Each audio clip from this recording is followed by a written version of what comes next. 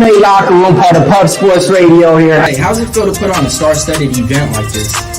We got MMA royalty standing next to you. We got the man, Aaron Pico, and we got the champ with us right now. Pitbull's in the building.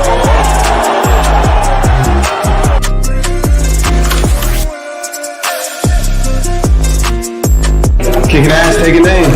Let's put it on the 666. There you go. So take me into the locker room with you. When you're walking into that octagon where they announce your opponent, how do you feel when you go into there? You know, I'm just going to go in there and do my thing, and I think the finish will come. Having your friends and family out there is like the whole other film. I've been a part of a lot of great fights, I feel, in my career, and some I was just working when I was working for K1. We had so many great moments. I've watched so many great fights, and in Strikeforce we've had so many great fights in that company, and I think this is the one. This is the one that you kind of checks the box. Yes, sir. MMA Locker Room here. Seconds out. Pub Sports Radio. Don't worry about the other shows. We the best out. Yeah, man. We're locked and loaded, man. UFC 298 is right around the corner in a few days, from now. So we got a star-studded event for you guys this Saturday. What you guys need to do is check out our live streams over here on Pub Sports Radio. Every single week, we're giving out $100 to anybody who can enter in their picks and beat the panel and beat the chat members. So hopefully we see you guys this Saturday if you guys want to get some good money. Speaking about good money, I mean, last week we made some good money. Max Griffin came through for us as an underdog. We lost with Joe Pfeiffer, as I think the whole world did, but it's okay. It's always one of those things I like to say. Hey, Big Show, what's the 3 G's in life? See? That's how it is when you're supposed to have a co-host in the back. You wing it to him and he don't pick it up. It's like I threw you the assist and he just was like, I ain't here. 3 G's in life. Stick to your guys' gut and your guns. And we did. And we cashed on Max Griffin. So that's the only thing that we do around here. We always like to stick to our guys. And hey, with that being said, I mean, we got a lot of stuff to talk about in MMA 2024. A star-studded event this Saturday.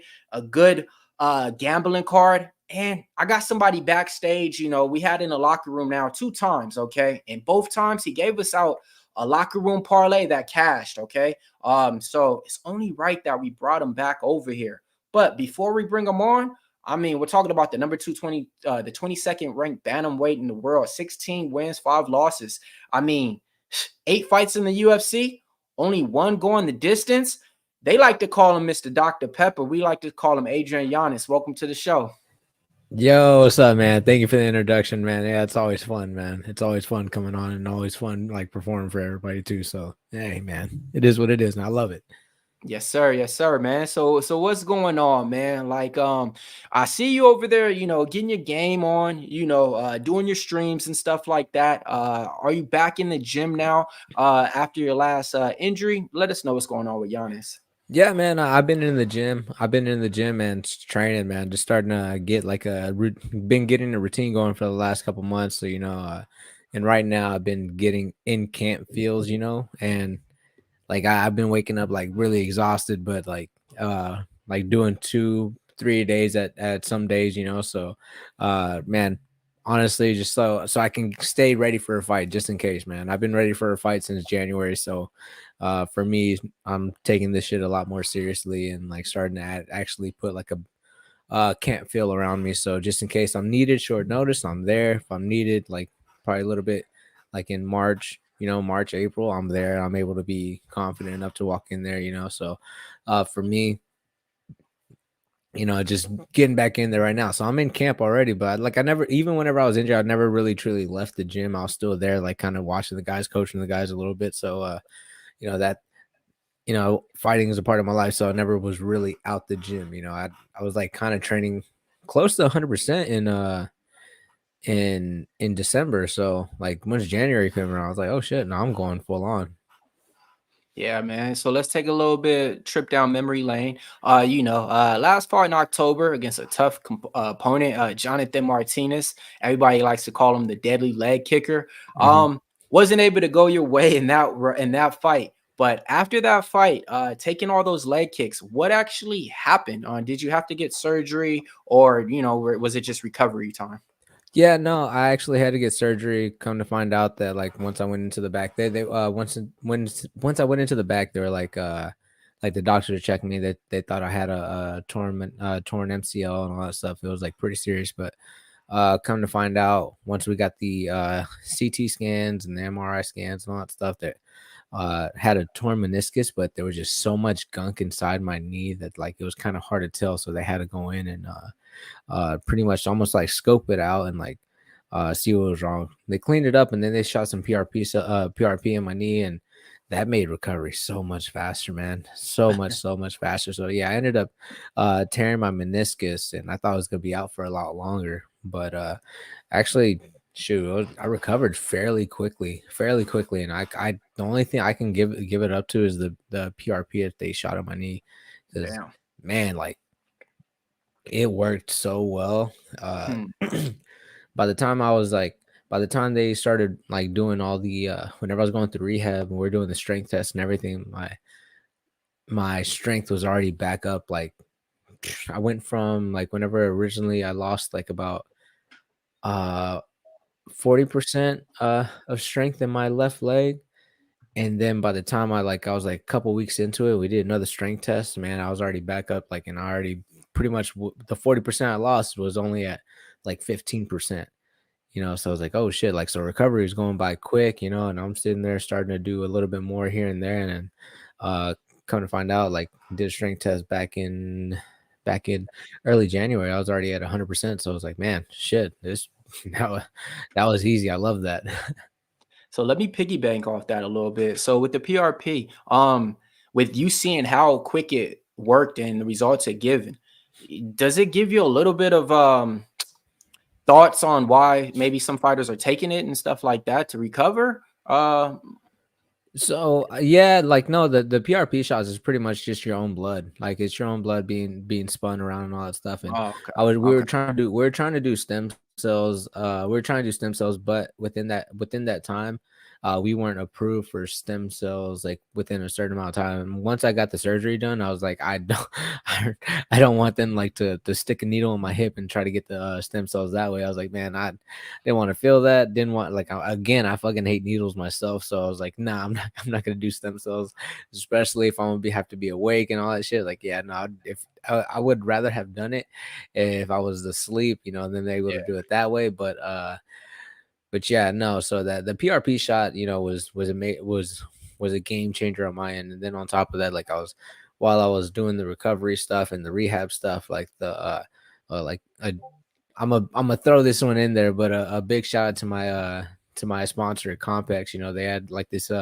EMS stimulator, like this electric muscle stimulator, uh that just was able to keep my leg working. And every single time I was working out, I was able to put that on my knee and around my thighs and everything to help build back the strength way faster too. So it was a mixture of a lot of things: PRP, the Compex, the small little EMS system that they gave me, and just being able to go to rehab. Like, and thankfully for the UFC, man, they covered all the expenses and making me Mm. able to go to rehab. Pretty much, I was pretty much going four times a week, and training, like working, taking it super seriously. So I think that was the reason why I was able to recover so quickly.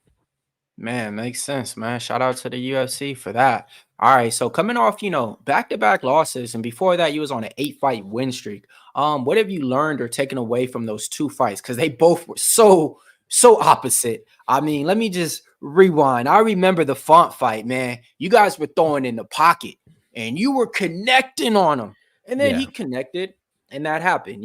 So a lot of people, I don't regret anything on that. Like over here we're a little biased. We stick to our guys, we stick to our fighters and stuff. So same thing. Everybody had to bring up an argument. I was like, bro, he was about to finish Font. Like it was just one of those things. He just got caught. The Yeah. other fight with Jonathan Martinez, it just seemed like his game plan was just too strong, and nobody could resist those leg kicks, no matter how strong you are, and and how tough you are. But totally two different opposites. Did you learn anything in those two fights? Yeah, so like within the first fight with Font, that one, like the biggest discrepancy between both those fights is I feel like in the Font fight I did too much, and in the Jonathan Martinez fight I didn't do enough. And like if you just look at the fights itself, like you can look in and be like, oh man, that like him and Font were just banging out from the early on from the gate, and then you go to that Jonathan Martinez, it was a little bit more slowed down, a little bit more like a little bit more spaced out with stuff and all that, but like that's like the biggest takeaway from both those fights, just if we're just gonna break it down to the itty-gritty basics. Within that Font fight, I kind of got away from myself and away from the game plan, because my game plan was like to pretty much stay on the outside, because within that first minute, like my game plan was working. I wanted to go to the low kicks, wanted to go calf kicks on him, stay on the outside, kind of match his jab, but like not stay within the boxing range. I wanted to stay in zone, like I wanted to stay in the kicking range, because I knew like I'd be able to kick, I'd be able to kick his calves, and then slowly work my way in, and also kind of avoid the clinch area, because I know he was super solid at that. But as soon as I tagged him once and I saw him kind of like do the little buckle, like I felt it in there. He started he started circling away, and he like had the little like, oh shit, and I was like, oh my goodness, I can get him out of here. And that I like in that moment, I hit that fucking thing where all those bodybuilders say they see red and go, and I literally saw red, because I was like, oh shit, I can get him. And then he's just a veteran of the game and was just able to get back in. And it was already too late by the time I saw the momentum shift. And once I saw that momentum shift, he's just such a veteran, just to make sure I don't get my momentum back. I was like, fuck. And in that moment, I was like, when like that last bit of combination before I got put out was, I knew I had to try to get some type of respect, but in that moment, I didn't realize how much time was left. My corner was yelling. I have a lot of time left. So I should have listened to them and still kind of played a little bit cautiously. But in my head, I was like, I got to get respect. So I threw fucking as hard as I could. And then I got caught within that exchange, because again, I was already a little bit fuzzy. In the moment, I didn't think I was fuzzy, but going back and looking at the fight, you're like, oh shit, no, I'm fuzzy. I was fuzzy. I was like, no, it was on its way down. And I threw heavy, and I just got caught in that exchange. And then the Jonathan Martinez fight, I didn't do enough. Like they like Coach Mark Montoya, man, one of the greatest coaches out there. Shout out Mark Montoya, man. Yeah. He just recovered from his little thing too. I've been watching his little videos on YouTube too. So shout out to him, man. Bro, like Mark Montoya is a really solid coach. He game plans, like in the way he runs everything at his gym. Like he takes everything like to heart with everything. Like if it's a loss, man, if it's a loss, he's taking it to heart. He feels like he's 100%. He takes it as his fault. So like if he takes it that far whenever it's a loss, imagine how he takes it whenever he got a really tough fight in front of him. Jonathan Martinez is going against me, so they'd fucking just study me up and down. I found out that they did like 21 plus hours of film study on me, at minimum 21. Damn. But more. Damn. So like, they were locked into this fight. So they had all my tendencies written down. They had all of it.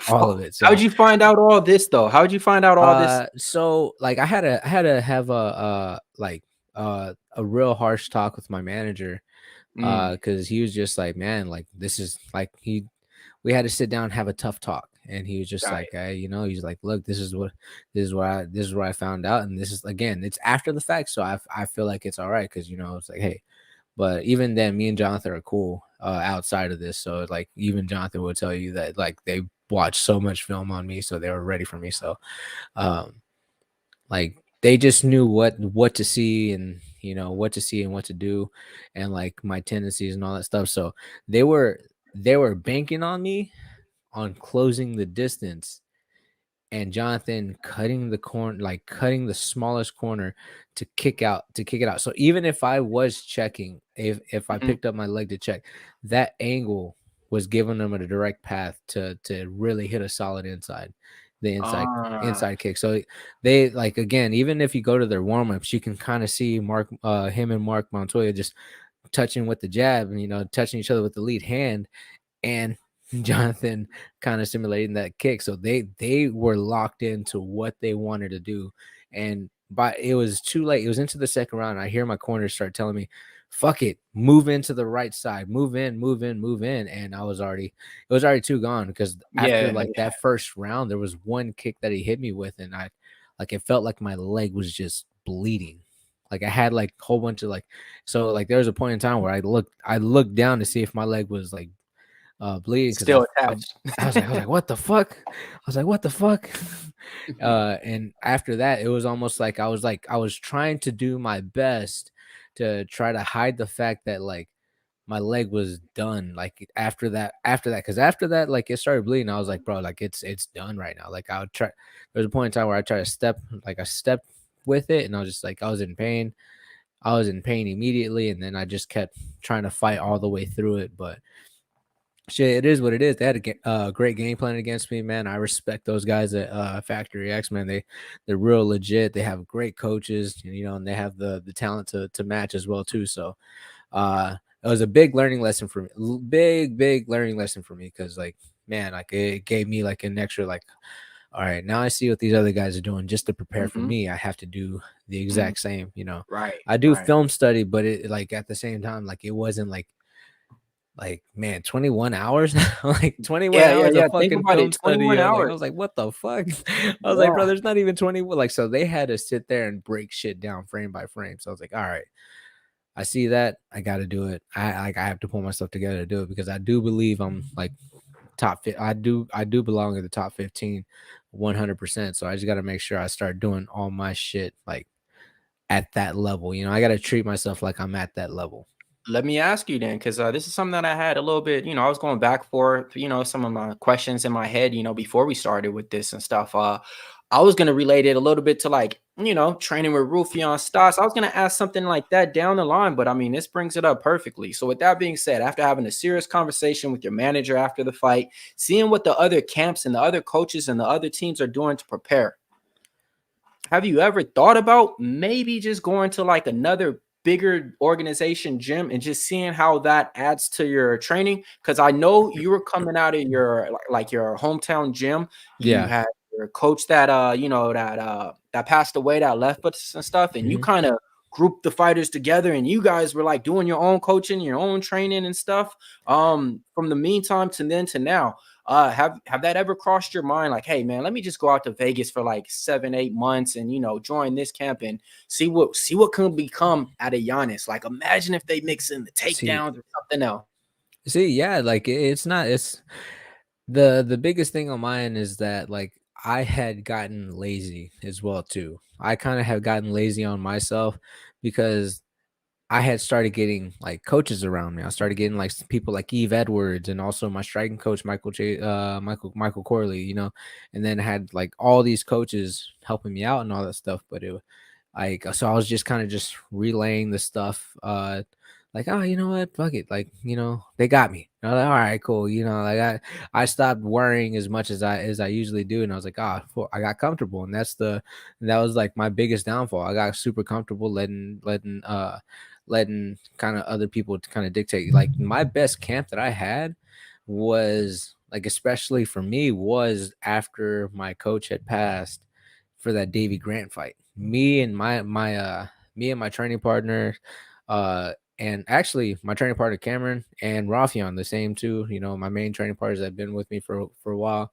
Um, like we would break down Davy. Like we were like doing the same thing. We're always studying, we're all doing this, and we're like always like kind of like had Cameron and the guy who's a fucking wrestler mimicking uh Davy Grant. So I'm like getting some good rounds. We're like drilling stuff. We'll come into that fight, you know, and I was able to do what I did, you know. So we like, I even had to talk to my coaches recently, talk to my coach Eves about it recently. It was like, hey, I think we need to start switching some stuff up, start doing this, you know, Mm. because you know, we're starting to get like a bigger group of guys together now, and we started getting from all levels. But I'm like, hey, like we like when it comes to like us, like, and I could see the shit, like I saw the shift change even just with this stuff, because we had Schnell's fights here in a couple of weeks at March 2nd, and like you can see the shift change and be like, all right, cool, we're like the advancements coming here, here, here, and all that stuff. So I was like, all right, cool. Like it's all coming together, and we're all kind of running on the same page. But I also am not going to cheat myself out of doing the work myself, because it's almost like letting the teacher kind of take the test for you, and I can't let that happen. I am the student. I have to learn. I have to review myself too. Like I had to make sure that I am pulling my weight whenever I'm going into a fight. Can't just leave it to everybody else. I have to make sure that I'm doing this myself. I got to make sure that I'm doing my studying. I got to make sure I'm doing my reviewing before I even go take the test. So they can teach me and they can tell me whatever they want, and we can have a certain plan. But also, again, I'm the one that has to take the test. I got to make sure I'm doing my studying. Yeah, nah, man. Hey, that sounds right, man. Yeah, I remember that little group, man. Cameron Smotherman, I think, and Rufion Stotts and y'all. I've been doing y'all thing, showing up to all the events and stuff. So yeah, and it seems like you guys were doing kind of what Jonathan Martinez was doing for your camp, just dissecting Bro. everything and hey, okay, emulate this, emulate that. Oh So I mean, man. I'll say like this, like especially right after that camp, after my fight, I'm walking around knee braced up, taped up, and everything, and uh, like I did my due diligence to help out and gave my tips out to Cameron, because he had a fight coming up after I me, and remember it then was at on the the same Contender Series, and then he yeah, had another one after. so it was like especially us three, we took losses. Me, Rafion, and Cameron, we took losses. But then after my fight with Jonathan, he had a fight in Fury, and I was like, no, like I'm not letting this like I have to fucking pull my weight, and I fucking was taking notes, shot stuff, but frame by frame, and the Yeah, you finishing was in the sequence. corner. You was in his corner on that Fury fight, right? Yeah, like I was supposed to be having I think I had just came out of surgery that week too. So I was there. I was fucking doing everything I could just to make sure I was there, and I'd fucking and like here's the thing, man. I did all the due diligence. Like we worked, so his finishing sequence, we were working that combination for Mm, like 3 weeks before. He threw it, and I was like, "Do you like this?" And he was like, "Yeah." And it was like, "All right, cool. We look for this. We look for this. We look for this. We look for this." And third round comes around. Had we Rafian win in his face, started yelling at him like, "Motherfucker, you have to fucking go now." And I fucking slapped the shit out of his chest, and I was like, "You punch a hole in this motherfucker's chest, like, bro, you got to fucking go after it."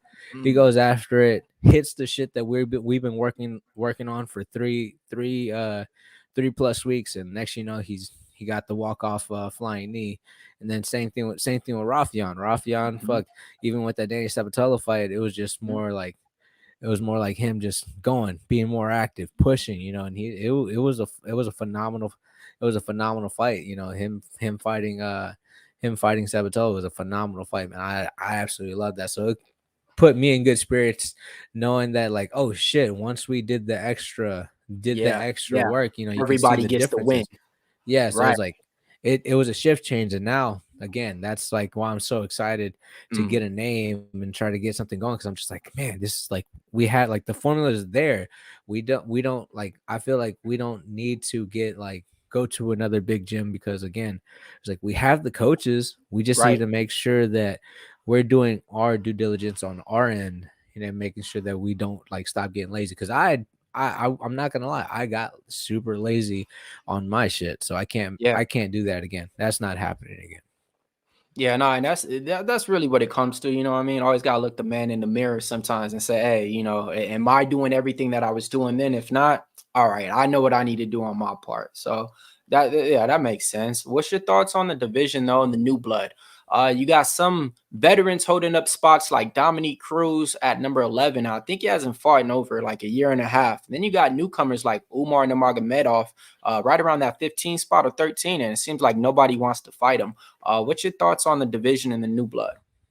So man, the division is very stacked, even from the old blood to the new blood and all that stuff. It's very, very stacked, and everybody's dangerous at any given moment, man. Umar's just one of those guys that's like he's gonna have the same problems that fucking his I can't is it his brother or his cousin, Catch, or I think. yeah, he's gonna have the same problems, just because of the fact that like again, it's not a style that nobody's used to. Like it's like I think him fighting someone like Cejudo would have been the right fight.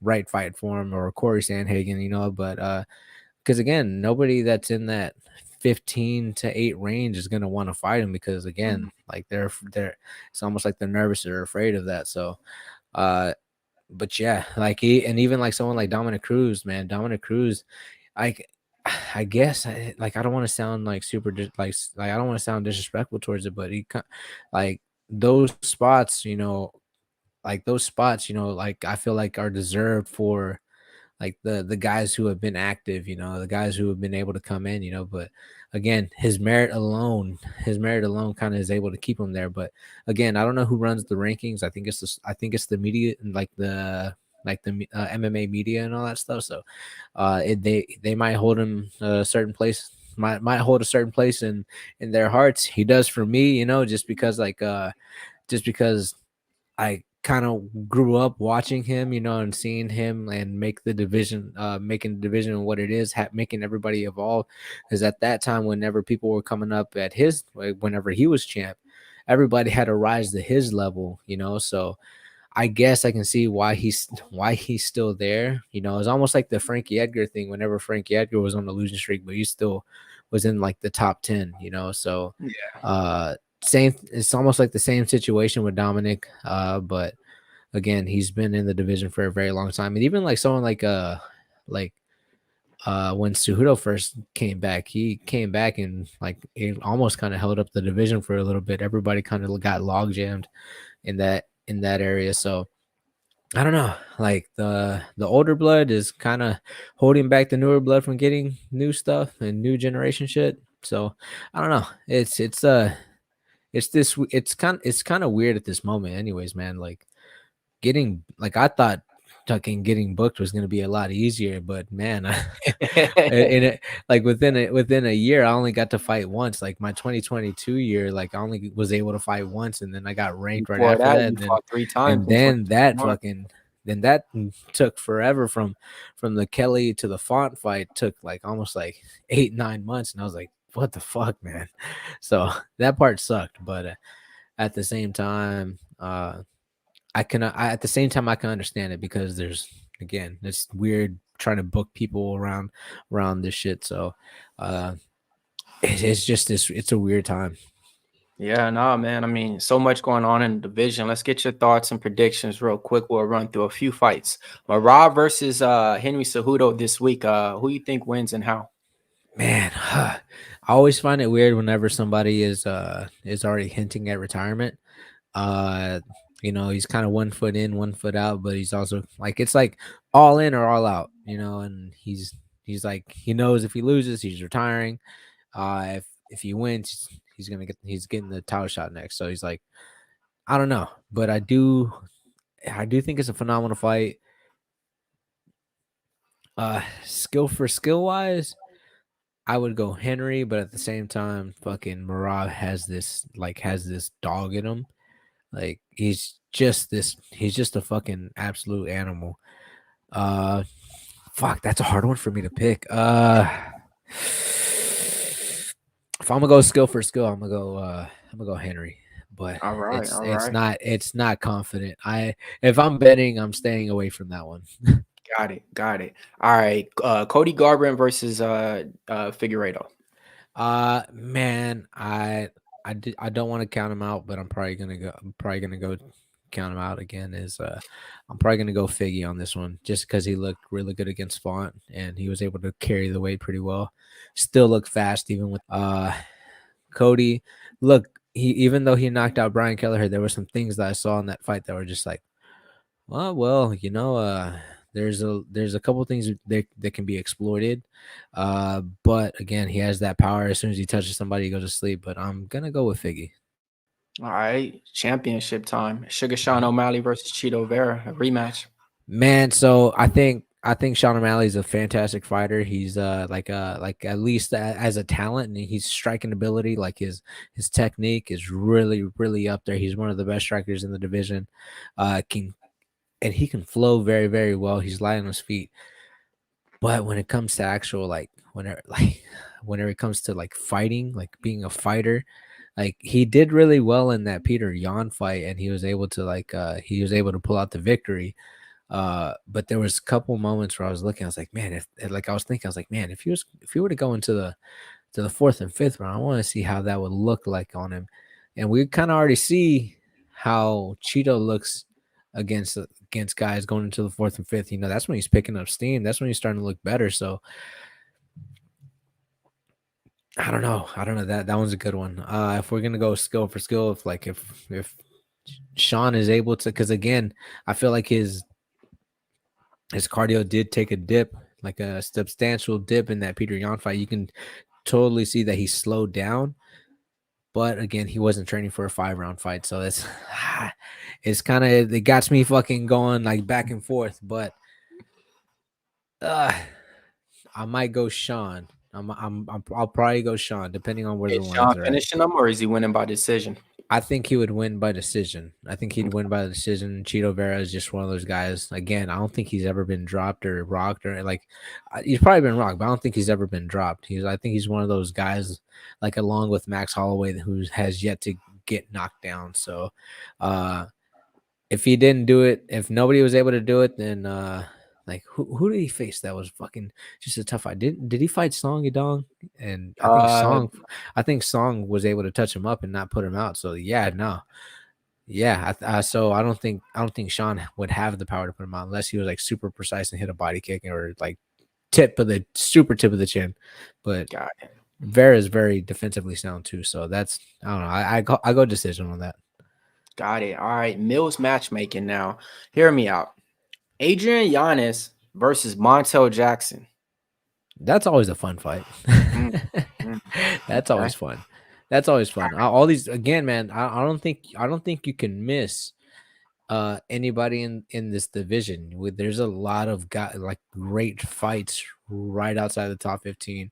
In the top 15, you got Montel Jackson, you got Javid Bashrat, well, the Bash brothers, you know, and then also at the same time you got Daniel Santos, John Castaneda, you got Victor Henry, you got a lot of these guys, especially up and comers, man, dude. I don't know if y'all saw fucking Marcus McGee flatline fucking. Yes, sir. We sure did. So, like, bro, there's a lot of fucking killers out there. A lot of killers out there. And Julio Arce, I think, is still in the mix and all that stuff, you know? So it's like there's a lot of great fighters out there that are just like, that are right there. So you can literally like grab darts, put names on them and just fucking be like, all right, cool, fuck it. Like all those hit.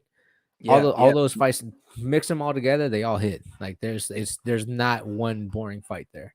No, you're right. Because like I said, I looked in front of you and then I looked a little bit spots back too. You know, I found spots like Victor Henry. I found spots like Garrett Armfield, who just fought, you know, to where I'm just looking at exciting fights, you know. So sometimes that's what you need to, you know, get back into the rings and everything and then show everybody, hey man, I got you next time. But I definitely think there's a lot of exciting fights out there. And for the people listening, he's ready and he's willing and he's healthy. So, man, let's go ahead and get this fight announcement going and, you know, let's get him in some action. So let me do this. Let's just do a little thing. Predict your next 3 opponents in any order. Like, let's just set up a trajectory. Set up 3 opponents that you think you're going to, you know, lace in the cage with the next. So I'd probably go for sure Daniel Santos for sure. Just because I feel like he wants it. I wanted it. He's been calling me out for a while, and I'd been hitting the UFC up like, hey, anybody who's called me out, I want them. Daniel Santos has called me out. I'm here for that one. Same with John Castaneda, same with Victor Henry. A lot of these guys, even Javid Bashrat and all those guys. Like, I gave you 4, so but they're in no particular order. Got it, man. Hell yeah, man. What's your thoughts on, you know, the Ian Gary situation going on with the media, you know, his girlfriend fighting his battles, I mean, him fighting with the fans and stuff? Like, give me your thoughts on it, man. So, man, like the whole Ian Gary situation, man, it is what it is, man. People like what they like and they do what they do. But like the biggest thing that I've had the biggest problem with, you know, is because again, like if you go back to the like from what I heard, I don't do my fucking research a lot of the times. So like everybody's saying that book was satire that his wife wrote and all that stuff. So like I heard that. Don't know if it's true or not, but The thing that I have the biggest problem with is the Jeff Neal, like, fucking mugshot shirt. That's what the biggest thing that I have a problem with. That I'm just like, bro, like, are you fucking kidding me? Like, you're gonna try to sell that shirt too and try to make profit off of that. Like, it's a mugshot. Like, I can understand, like, if you had knocked him out, like, it was like y'all Right. fighting, put a shirt out and all that stuff, the win, all that shit. I get it. That's cool, But like, it's like once it leaves the gym and it leaves like fighting and you start going into personal shit, then yeah, then we got a problem. Like, again, I'm not gonna hunker down and like talk about like Ian Gary's wife or anything like that, or talk about like his family and all that shit, because then that would be like, hey, you gotta fucking fight like as soon as you see the motherfucker. So to me, all that extra personal stuff like gets you into fights immediately. So but when it comes to the fight, I feel like you should leave all personal shit out of it. um, yeah, so and I feel like that mug shot again was super personal. Put it on a shirt. Try to profit off of Neil Magny's mug shot. Like, that's completely different than like you knocking somebody out and like putting your like celebration on the t-shirt, but like a mug shot, yeah, that's the shit that kind of gets me and be like, nah, fuck that guy. Got it. Got it. All right. What about Sean Strickland sparring with those YouTubers and stuff like that? You catching wind of that? Oh yeah, man, I caught wind of that. That shit was hilarious to me. It was super hilarious to me. And Sneeko, whoever you have around you that said like was kind of egging you on to fucking spar Strickland, I think you need new people around you, because I would, if I was there, I'd be like, hey, bro, it's not a good fucking idea. Like, I'd be like, nah, bro, like, I don't think you should go in there. You don't know shit. Like, you don't, like, I would have been like, like 2 minutes in, and fucking Sean Strickland is Oh laughing at your yeah. jab or your cross, or like the time that you actually had to sit down and like you had an open shot to hit him with, and he laughed at you. Fuck no, get the fuck out the cage, bro. Get the fuck out the cage. You're about to get fucking hurt. You're about to get fucking hurt. And next you know, what happens? Strickland sees, oh, I gave him 2 minutes. All right, cool. All right, cool. Just starts beating the shit out of you, bro. Like, I would have been like, hey, Sneeko, respect for you getting in there, but I would have been the first guy to tell you, like, hey, bro, it's a fucking bad idea. It's a fucking bad idea. You shouldn't do it. You shouldn't fucking do it. Just get the fuck out. Yeah. Get the fuck out now. Shake his hand and be like, hey, man, I just don't want to get hurt, man. I think Sean would have fucking respected that. And then let me get your thoughts on this. So PFL bought Bellator, we all know, but they got rid of the bantamweight division. There's no bantamweight division as far as I know. And Patchy Mix is the champion over there. I know that's a little bit far-fetched, but hey, do you want to welcome anybody out there that ain't got nothing going on because they ain't got no weight class to fight in to come on over here to this UFC bantamweight division? What do you think about that, though? With them to buy it and not even keep the division, though.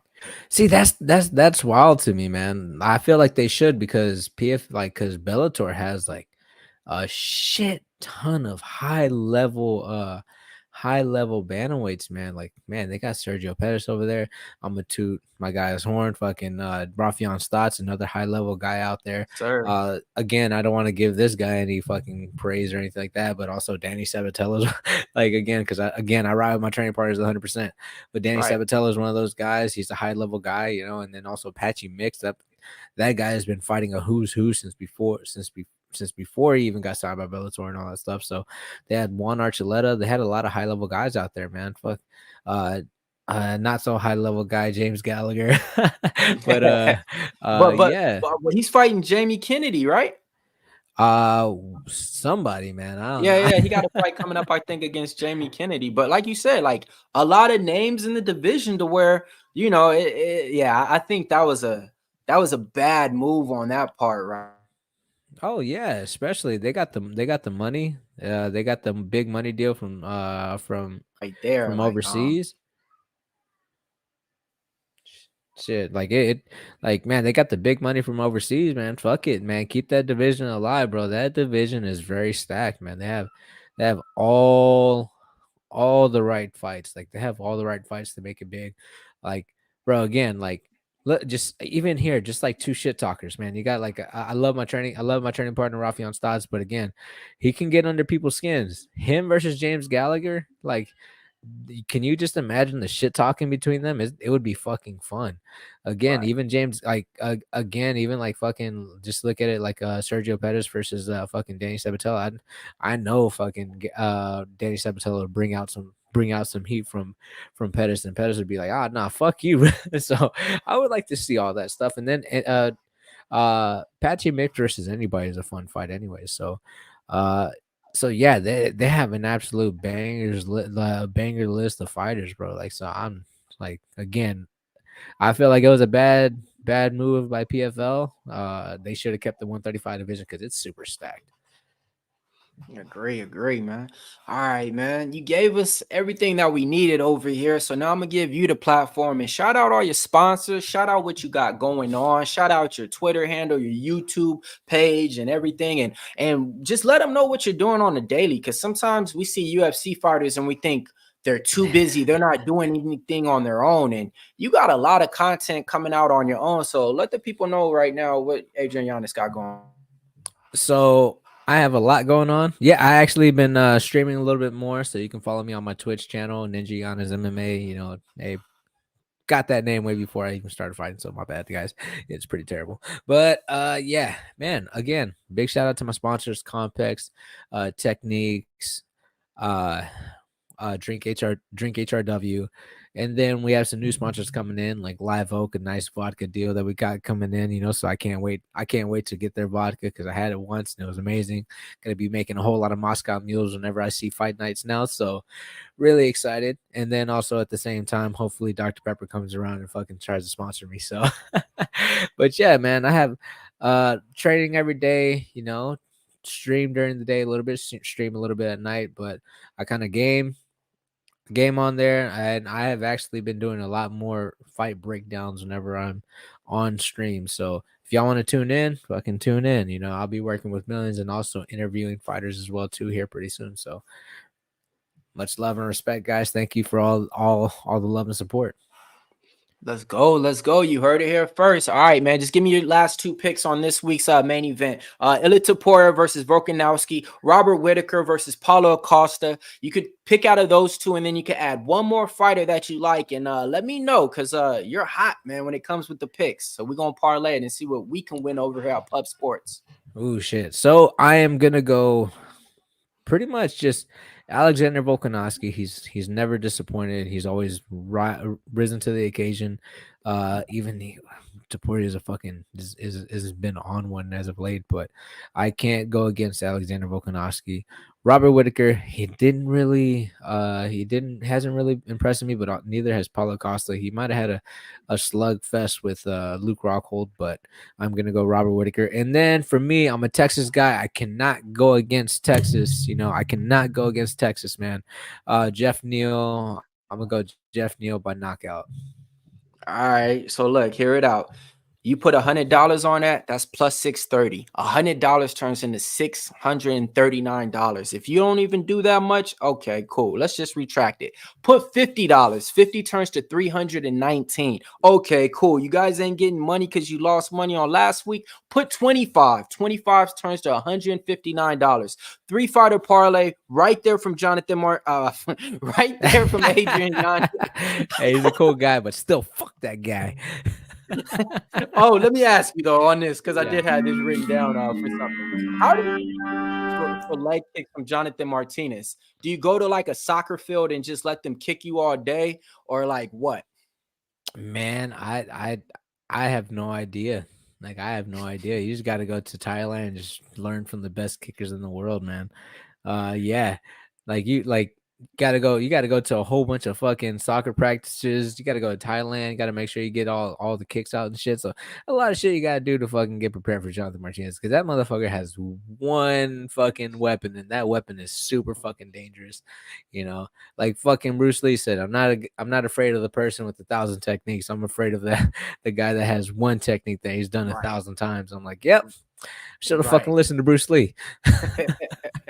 Yeah, man. Hey, speaking of Bruce Lee, you actually picked Chuck Norris in that fight that we brought up. You know, I gave you all the options. You was like, oh, I get Chuck Norris. I heard Bruce Lee was trying to, not really competing in the competition. Shout out to Chuck Norris. So you were the only one who said that. And that always was like the main thing on my YouTube page for years. So I would hear that every single time I come onto the page. So shout out for you for doing that, man.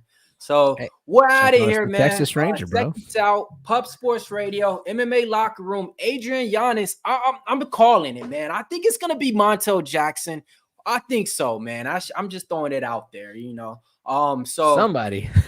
hey, give him somebody, man. Give him somebody. Like you said, he's already working in the gym, got the camp going. Short notice, don't mean nothing. Call him in. See him on the UFC Miami card coming up. Whatever it is, man. All right, man. So we gonna catch you guys next time. When his fight comes out, you guys will catch him here. We'll be talking about it, how he's gonna predict the prediction and everything like that. Until then, appreciate everybody watching this. If you guys got any comments, leave them right there. Hit the like button. MMA Locker Room, Pub Sports Radio, Seconds Out. Don't worry about the other shows. We the best out.